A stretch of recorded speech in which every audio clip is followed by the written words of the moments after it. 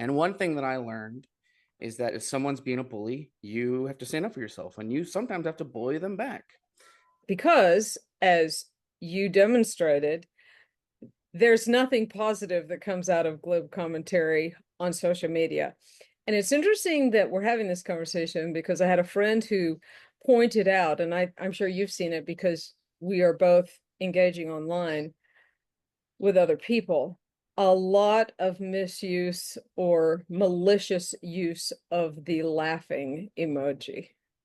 I love watching debates between political commentators. It's one of my favorite forms of content to consume, mostly because I like the idea of having your opinions challenged by other people. I don't know why, but I have white men come out of the fucking woodwork to jump on my opinions. They're able to Engage. bully because people don't bully them back. It's so ironic to me that the party that used to scream facts over feelings back when Ben Shapiro was debating college students, Mm. now they've just basically made it where, well, the facts that they choose to acknowledge support their feelings. I consciously have uncoupled from people that I have been friends with for decades who supported Trump. I'm not going to sit here and pretend that it doesn't make me feel good to tell these people that Okay. they're fucking All right. idiots. I usually can tell a MAGA from their profile picture or their Yeah, that, or face. if they don't respond, the ones I always see do the meme response bullshit where they'll just like post a meme. Yeah, but the problem that we run into, I think, particularly in online spaces, is that once you start to bring out facts and figures, a lot of Trump supporters and MAGA people, they don't give a fuck They don't give. about the facts and figures. I have to say that perhaps instead of actually trying to have conversations, we find ways to get the information out there that isn't confrontational. I think we should call it a black hole, because there Well, is a point where they cross over the event horizon of being so they're gone. invested into the ideology that there is no talking them away from it. I'm not sold on it, but if Right. I don't believe that when they go low, we go high works. When the bullies are on top of you beating your face. You don't go high when you're laying on your back and they're punching you in the face. You knock them in the nuts and get them off of you. Yeah.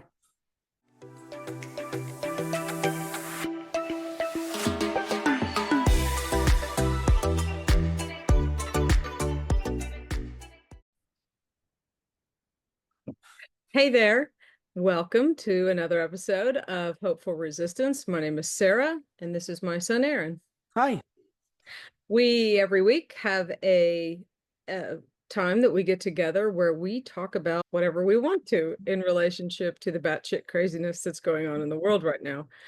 Of course, the theme is hopeful resistance, and so we do talk about ways that you can become hopeful, be hopeful, remain hopeful. But we also talk about the batshit craziness. And so Aaron is the one who decides what we talk about each week. And so, Aaron, spring it on me. I think this week I would like to talk about how do we talk to Trump supporters or MAGA people. And it just occurred to me, I know we talked right before this, but we should probably talk about what happened day before yesterday at the Oval Office. For those who don't know, what's today, March 2nd? Correct. And that was flipping crazy. Speaking of So craziness, that popped in my head. But I think we should start with the initial topic you and I sure. mentioned.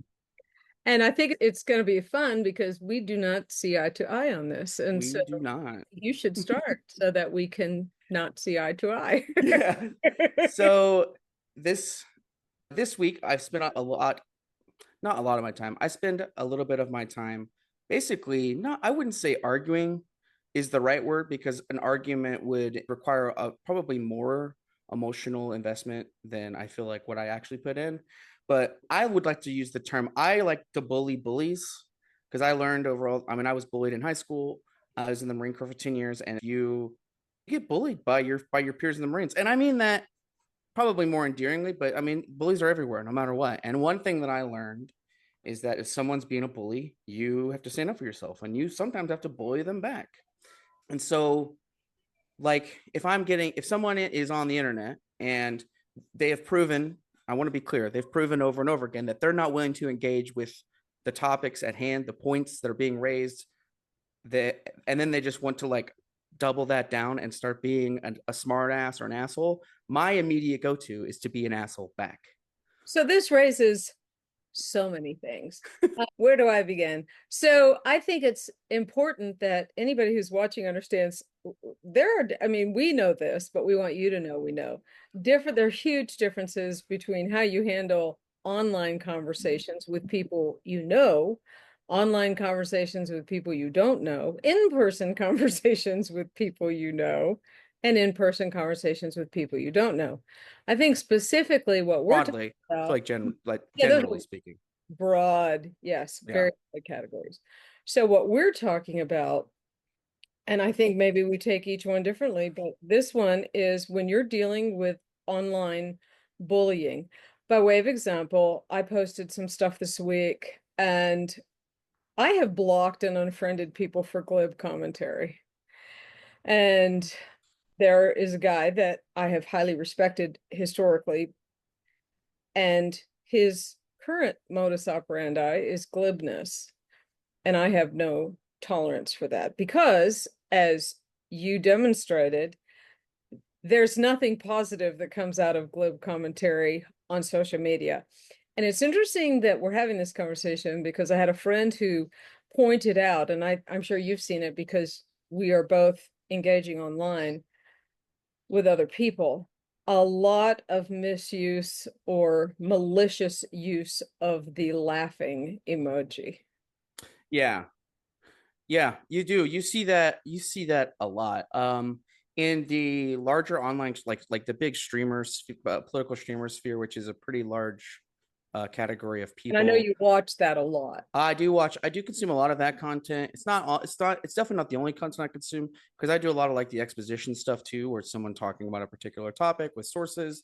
I do a lot of, I do a lot of reading. So, what I need to do start reading books. Everybody keeps saying, you need to read more political books. Yeah, I know.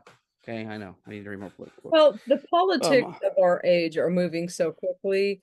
I think the only useful political books are historical books, like the ones that take historical context and apply it to what, I mean, that are yeah. observant in that regard. Political pundit books, I don't see any value in that. And that's kind of what I mean. Yeah, let's go Is back like to the glib thing. yeah, sorry, but the glibness, you do see a lot of that in that sphere of like people that go back and forth, and there's a lot. People tend to be nasty is probably the right word, but I would Right? just consider it more like emotionally raw. I love watching debates between political commentators. It's one of my favorite forms of content to consume, mostly because I like the idea of having your opinions challenged by other people. So by consuming that content, I feel like I get to see both sides arguing their points. But a lot of the times, anytime I've ever seen someone who's a big Trump supporter, it always comes down to exactly the behavior that you're saying. Is eventually it hits a point where they won't engage with the points. They don't want they have their own alternative facts figured out in their head, and you're refuting them with, as far as I'm concerned, actual facts. And that means that once you hit the fundamental disagreement, they refuse to budge. Okay, and this goes back to something we talked about a couple weeks ago that literally goes right through me. I have, I don't know why, but I have white men come out of the fucking woodwork to jump on my opinions. There's two types. Well, there's three. There's one that will just come out and have a decent debate. I do like civil discussion. Why do you believe that? Why do you think that way? But there's the other two. One is what I call the slash and dash, where they will post some shitty little comments. Right, we And talked then about they're that. gone. And then this one is glibness. And the little laughing emoji is a malicious thing. It is so passive aggressive. I think that's why because I know we you and I talked about this, and I told you I'm going to stop responding to it out of respect for you. That I will Respond all you want anywhere else. My yeah, page, on no. your page. Like I said, like I told you, I think whenever we were messaging about it, out of respect for you, I will not do it. To be fair, just so people know, I deleted your comments. So if I'm Yeah. going to delete my son's comments, believe me, do not come on. Yeah, your comments mean Don't come on nothing my to me. page and be an asshat. But the reason why I respond that way is because in the way that I look at it is they're able to get away with that because people don't engage with it. They're able to Engage. bully because people don't bully them back. Yes, because no one's standing up to them to say you're being an asshole. Right? So let's talk about the paradox of tolerance. So I want to be clear. I think that what the Democrats need to be doing right now is to bully back. They need Absolutely. to go low. They Yeah. need to put out alternative facts that are positive, that are, hey, whatever it is, It's so fun to hear you say all this. I'm sorry. they Yes. need to fight fire with fire. And that's what I mean. In 2008, it might have been, I guess it would have been probably 2009, 2010, whenever Michelle Obama came out, and it was whenever they go low, we go high. And that was kind of like the path that the Democratic Party went on. And for the time, it worked. It worked really It well actually did work. because, They were in power. right. And I think the other reason it worked is because everyone agreed on what, on more or less truths there were. The reason why I feel like it's scaled so heavily the other way is because the Republicans have basically enabled themselves to have facts that back up the way they feel rather than engaging with things I think you factually. should do air quotes on facts. Yeah, I know. That's why I brought it up. Oh, okay. Yeah, that's it is. And I think I posted something on threads like that. It's so ironic to me that the party that used to scream facts over feelings back when Ben Shapiro was debating college students, now they've just basically made it where, well, the facts that they choose to acknowledge support their feelings. Well, I'm still going to go back to, I believe that when they go low, we go high works when you're in power, but the Democrats are not in power. The bullies are in power right now. The bullies, the alternate facts, the batshit craziness. So the gist of the topic is, how do you talk to MAGA and Trump supporters? I am just going to say I don't. I Yeah. don't. I would like to have conversations. I will tell you, I get accused on a weekly basis of setting up an echo chamber. Oh my God. And you see those conversations. And I think what's infuriating to me is the people who accuse me of setting up an echo chamber are the ones that put glib comments and not serious comments, or the slash and dash. Now, I have consciously, what was that actress who said conscious uncoupling when she was talking about a divorce? I Oh have yeah. I consciously have uncoupled from people that I have been friends with for decades who supported Trump. And so I did that because they would make remarks like, oh, well, that doesn't apply to me. Well, okay, we don't Yeah. have anything to talk about, because my job is to not try and change your moral values. I am not an evangelist who's going to try and get you saved.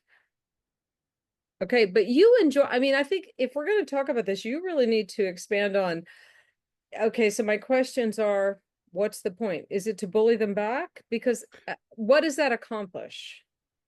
For me, it accomplishes two things, and I've talked about this before about why I engage with them, particularly whenever they refuse, or start in first whenever they refuse to acknowledge like facts about a particular thing, and then Right? second Oh, those whenever, old pesky statistics. I know, and then second whenever it devolves into, it goes from, okay, now we're not talking about the point at all, we're just going into that sarcastic non-response bullshit. The reason why I continue to engage with it is, one, because it's cathartic. I'm not going to sit here and pretend that it doesn't make me feel good to tell these people that Okay. they're fucking All right. idiots. I love Okay. that. No, because that's honest. I love Yeah. that. Okay. The second reason I do it, and I've talked about this before for sure, is because I know that there are other people that are going to see this engagement. Okay. And I feel like if we don't push back on the Trumper, the MAGA ideas, then people who maybe don't know could have their opinions misformulated Okay, by so the let's talk MAGA. about, first of all, I think we agree, because I'm always on my friends' posts answering back the Trumpers. I don't deal with the MAGAs. I usually can tell a MAGA from their profile picture or their Yeah, that, or if views. if they don't respond, the ones I always see do the meme response bullshit where they'll just like post a Right. meme. It's Right. like, oh yeah, good So retort there, I Kevin. agree that we have to push back. I, I think I want you to expand on, I love pushing back with facts and figures and sources. I mean, I They don't read, care about that. So we're doing pushing back, but you're punching them in the nose, and I'm just like saying, yeah, but what about this? Yeah, well, and here's, I mean, and I I think guess they that's, both matter, I suspect. I think they both matter too. And I think it's important to acknowledge that some of them actually will argue the point. And interestingly, this is actually why I love watching online debate content, is that sometimes they do know the stats and statistics and they just have differing opinions on how to fix that problem. Okay. And see, isn't that's where we can agree to disagree? Yeah, absolutely. Yeah, but the problem that we run into, I think, particularly in online spaces, is that once you start to bring out facts and figures, a lot of Trump supporters and MAGA people, and you might have to bleep this out, they don't give a fuck They don't about the facts and figures. They don't care. They vanish. They Yeah. vanish. And if I had $1 for every time I list sources in a response Mhm. and then nothing, get nothing. Yeah, they're not going to go through that. Is it They're not. cognitive dissonance? By way of example, and this ties into the other thing we can talk about in a minute, the Zelensky ambush. The I mafia style shakedown. That was so I posted something that had 10 different headlines from around the world Mhm. about their impression of what happened. And we're the bad guys. And I can guarantee you that there are no Trumpers or MAGAs that agree with that. Right. They, yeah, and that's what I mean is most of them, and I'm not going to say all, most of them don't want to engage with the facts of a particular instance. You know, at one point in time, I really pushed for having positive interactions with Trump supporters. And I don't think there was anything wrong with that. well, I just question what the effectiveness of it at this point.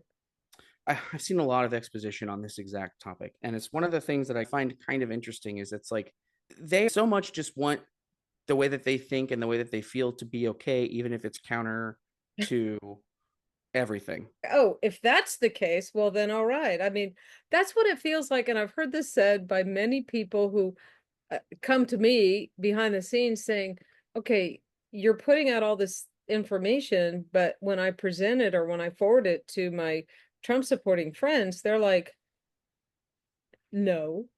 Yeah, and that's not, and this is why, like, every time that comes up, I go, yeah, great response, Keith. Are you gonna engage with any of the points that I raised here? When we talk about hopeful resistance and we're talking about how to talk to MAGA or Trumper people, I have to say that perhaps instead of actually trying to have conversations, we find ways to get the information out there that isn't confrontational.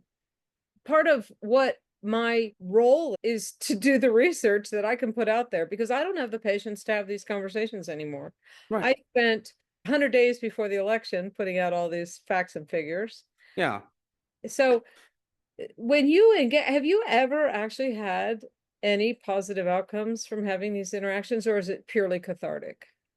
The easiest way to put it is very little payoff in terms of like actual effectiveness. And we could argue that maybe I shouldn't engage with them because all it does is push them further down the rabbit hole. But I think that going down the MAGA rabbit hole, I don't think we should call it the rabbit hole. I think we should call it a black hole because there is a point where they cross over the event horizon of being so invested into the ideology that there is no talking them away from it. Although I got to tell you, on this subject, I did post, and I will do it here publicly again. I have had people come at me in my messenger about how I'm all love and light and, change your thinking, change your life, and being loving and of service and all that. But when it comes to people who voted for Trump, I am not. And I outed myself by saying, you know what, you're right. I have been wrong. And you actually, Aaron, were the tipping point this week when you sent me that meme that said, okay, you were lied to, you realize you were lied to. Now what? I actually just pulled it up. It says you don't have to admit you were wrong, just admit that you were lied to, and then let's take America back together. It says you were lied to, I was lied to, these corporate bobbleheads are robbing our country and playing us both for fools. It's time the citizens band together against the rich and corrupt. 100%. And so, as I've said, if not every time, then maybe every other time, I think that people who voted for Trump, whether deceived or not, you self-deceived because you wanted bad things to happen to someone else, or you actually believe that he was going to do the things he said he was going to do, I think you have a greater responsibility. We agree. While I agree with the sentiment, I also think it's important for people to take accountability. 100%. So, and so I feel like, okay, you were lied to, but it's not like people weren't telling you that you were being lied to. It's not like there wasn't a swath of information that you could have, like you carry an encyclopedia in your pocket. You could have as cross-checked anything. Done just one Google Yeah. search. And so it is just one of those things where it's like, yeah, if you regret it, good.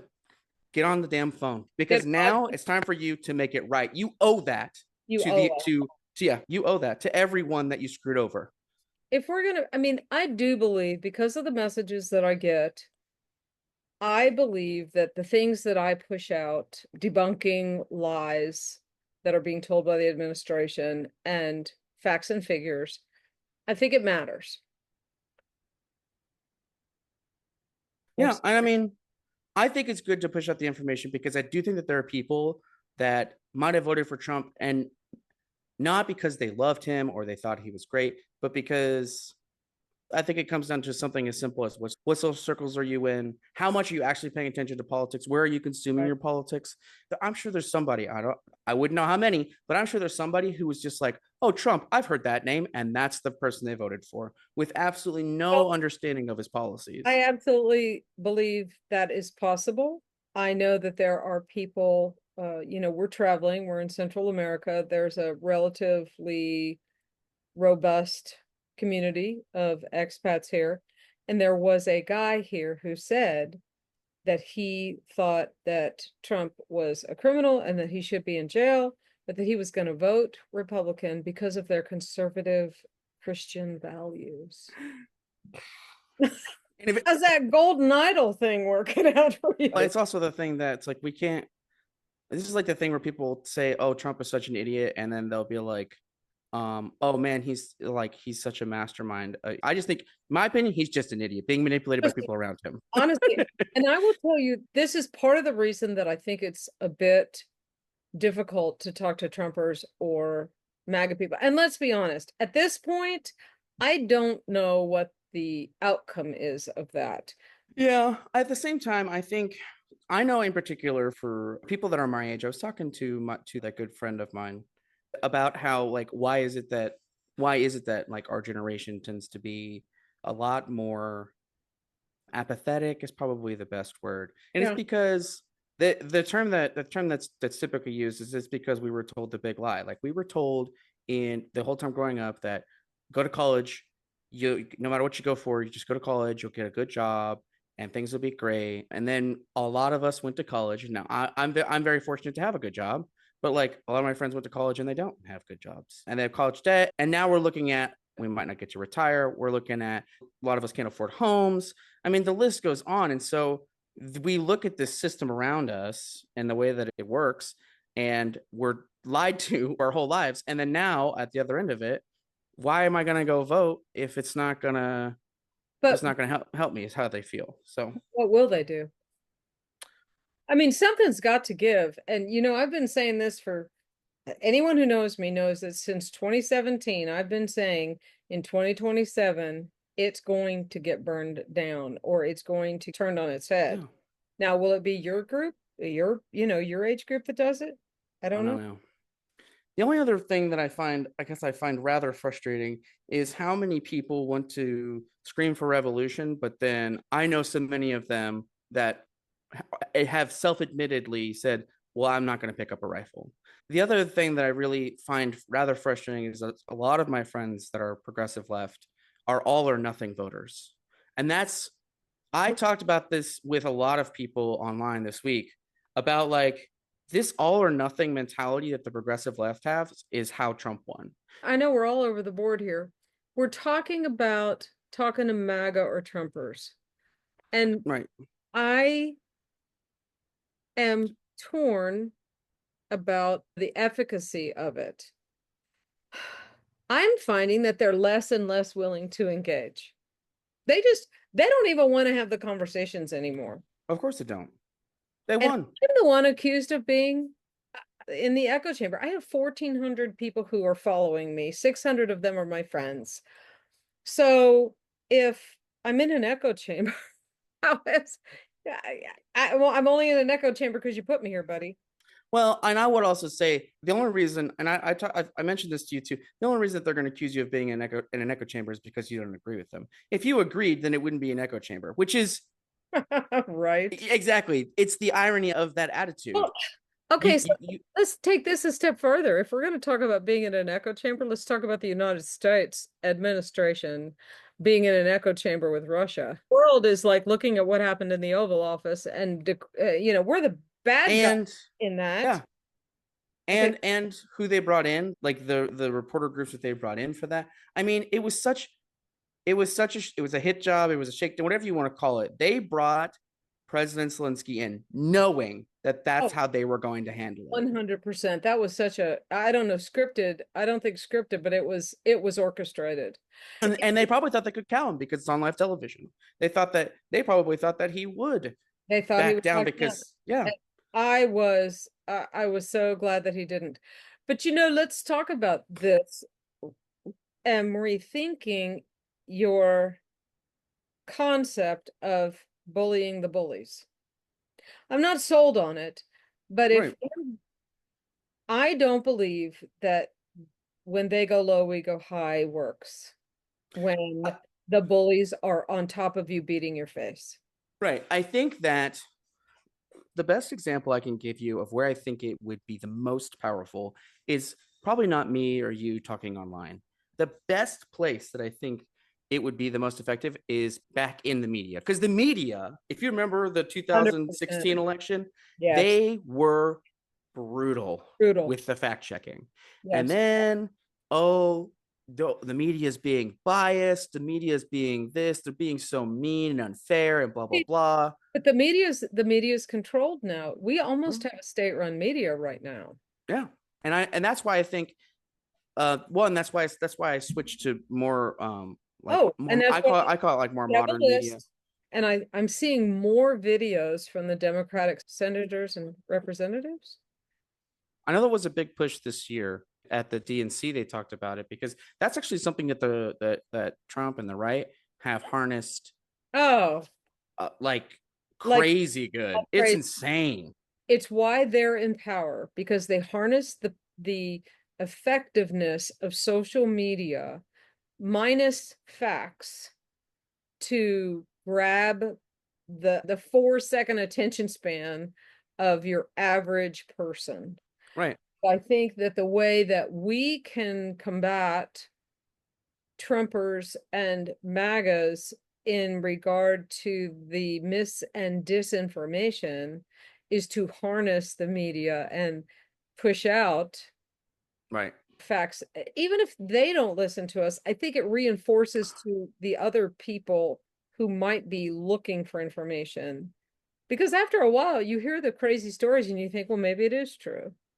If we're not picking up with the facts. Well, and I think that's one. I think it's good if we can come up with a way to push out facts in 4-minute videos. I think the left's movement on TikTok has probably done some good in that regard. Besides the fact that a lot of it is like the extreme progressive left push stuff that we were just talking about, where it's the all or nothing mentality.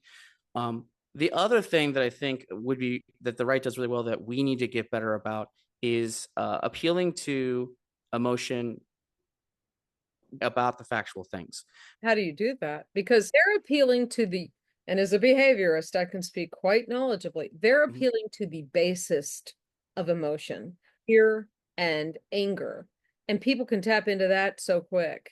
And so if you're talking about appealing to emotion, love and compassion requires much more cerebral function versus it would be ideal for us to be able to tap into the fear and anger and love and compassion, I would say, in equal parts, right? Because there is some real fear-based arguments that we can make about like the destruction of Medicare or the complete breakdown of the Department of Education and how those things can lead to fearful effects while simultaneously trying to push we are the big tent party that wants to help everyone.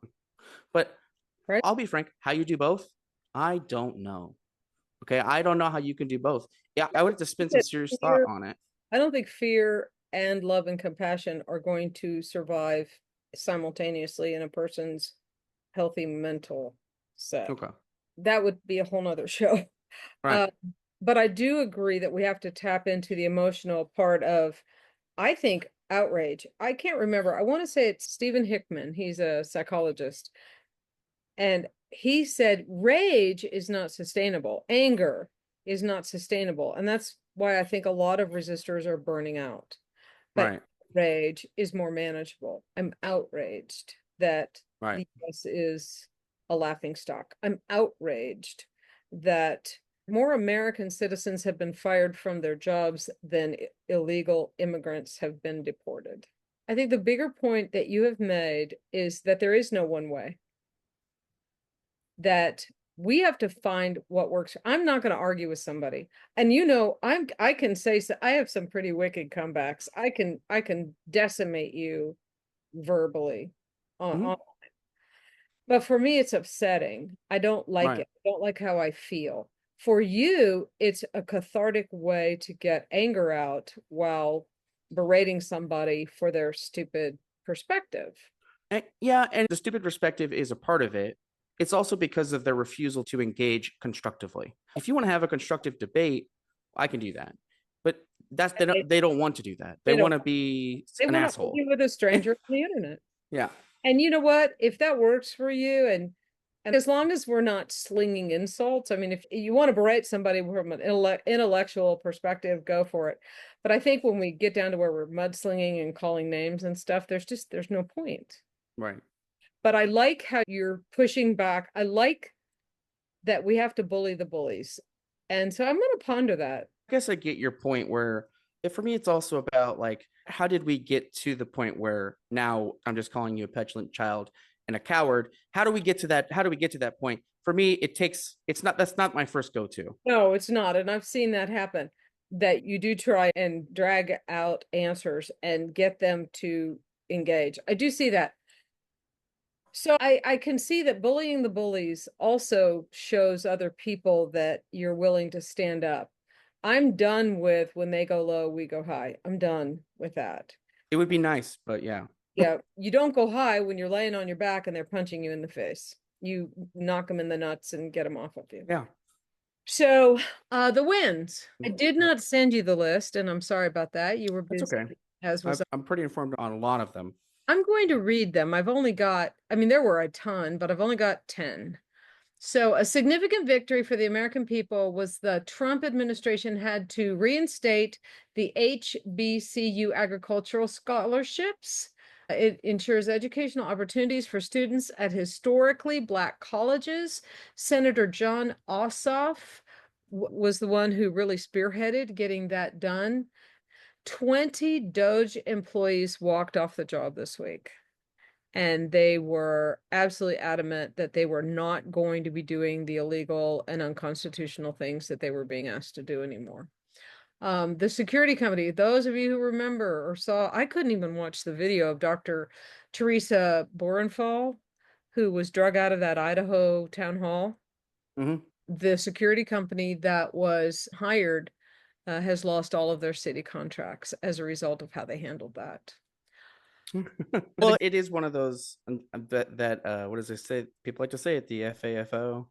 I mean, I want to say, I think this week, with having her drug out of the town hall, the video that Trump reposted of Trump Gaza, and how they handled the Oval Office with Zelensky, I think they've lost some significant support this week. More than 230,000 Canadians signed a petition asking the Prime Minister to revoke Elon Musk's citizenship and passport.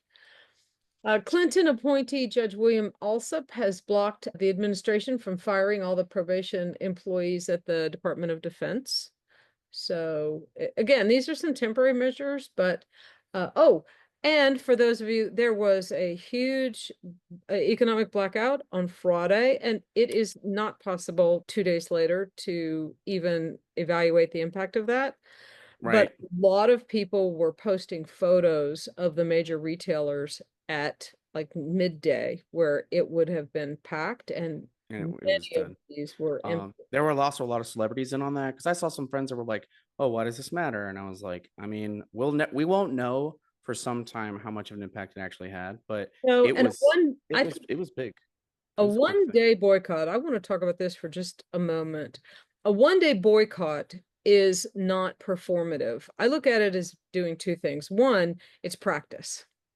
We are a consumeristic society where it's shop, shop, shop every day. If you need it, run to the store right now and get it. Right. I think it's practice to deny yourself this immediate satisfaction of shopping.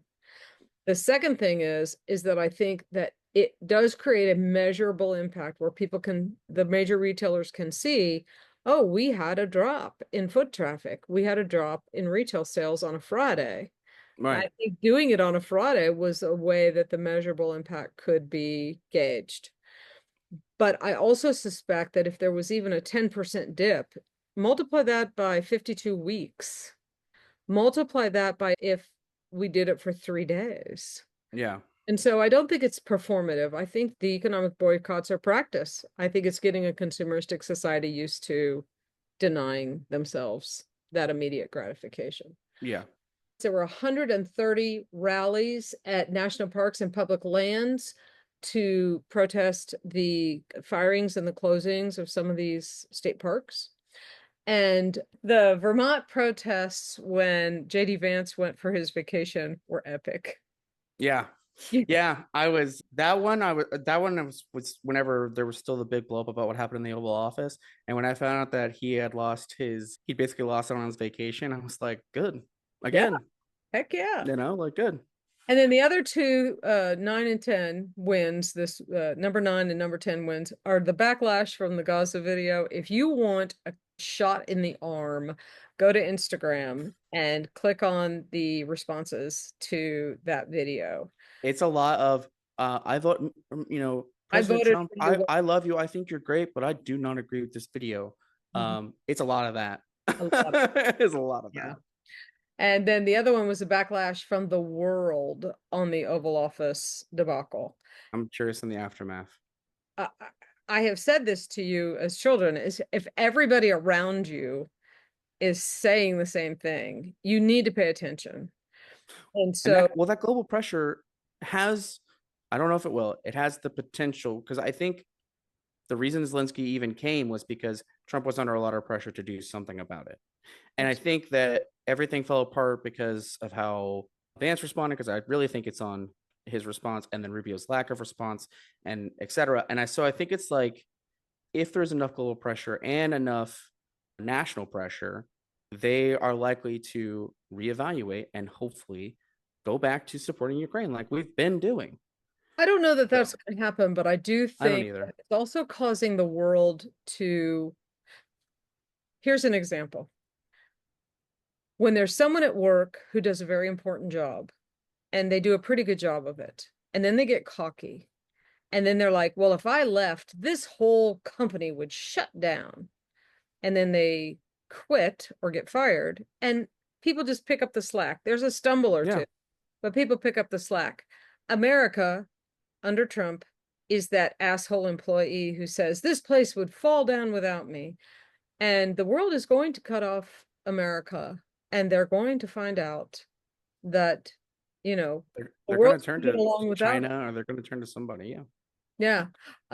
There was something else that happened that wasn't quite a win, and I haven't confirmed it, but Norway said that they were no longer going to refuel US Navy ships in their ports.